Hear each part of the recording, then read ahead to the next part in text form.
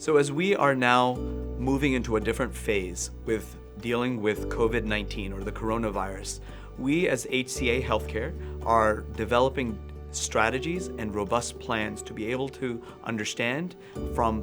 those who have experienced COVID-19, such as Italy, Washington State, and other places, and learn from their experiences and implement best practices to deliver the highest level of care to all our patients.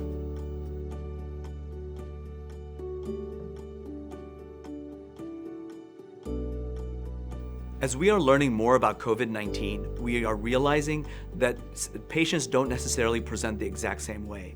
So, the most common symptoms are fever, cough, shortness of breath, but sometimes people are without any symptoms at all. So we have to have a high clinical suspicion. Those who might have,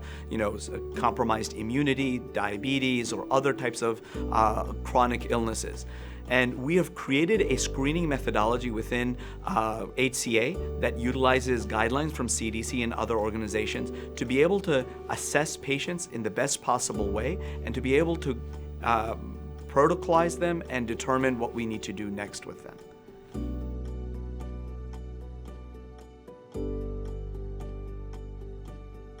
As we're learning best practices from Washington State, from Italy and other locations, other hotspots, we're learning that once they do identify these patients, they're able to separate them out, assess and determine is testing required or should they go back home and self-quarantine, or is an admission required into the hospital, and determine if further treatment is necessary.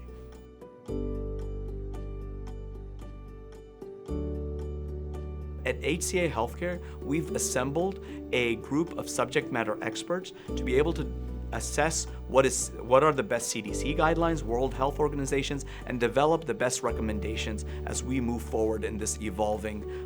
story of COVID-19.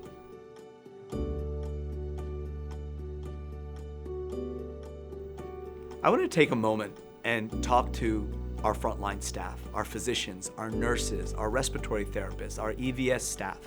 and just want to thank you personally for the amount of work and dedication you have to our mission statement. Above all else, we're committed to the care and improvement of human life. I hear stories on a daily basis of the great work, of the self-sacrifice that you are doing, and I am so proud to work alongside of you in this fight that we are faced with in the challenge against COVID-19.